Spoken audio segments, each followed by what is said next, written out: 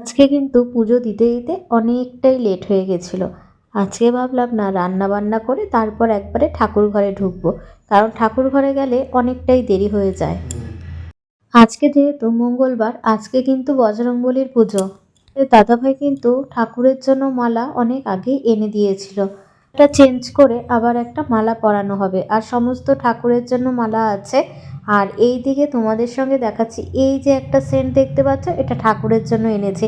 আগের দিন শ্যামনগর গিয়েছিলাম, অনেক ধরনের অনেক সুগন্ধি ছিল, কিন্তু আমরা এটা নিলাম। এটা বেশ সুন্দর একটা গন্ধ বেরোয়।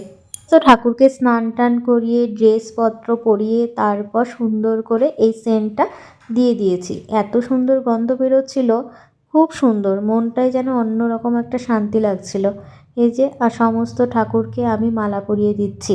এই যে মা লক্ষ্মী, মা লক্ষ্মীকে মালাটা পরিয়ে দেওয়ার পর কত সুন্দর লাগছে দেখতে।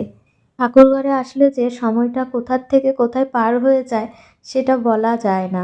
আমি তো ঠাকুর ঘরে আসলে ঘন্টার পর ঘন্টা কাটিয়ে দিতে পারি, এতটাই ভালো লাগে আমার এই জায়গাটা। একে আমি সমস্ত ঠাকুরকে মালা পরিয়ে দিয়েছি।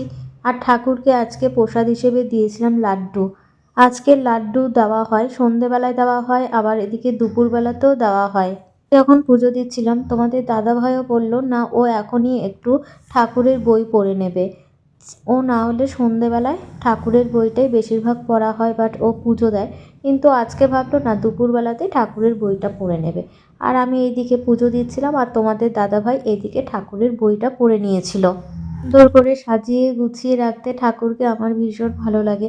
যতটা সম্ভব হয় ততটাই সুন্দর করে রাখার চেষ্টা করি।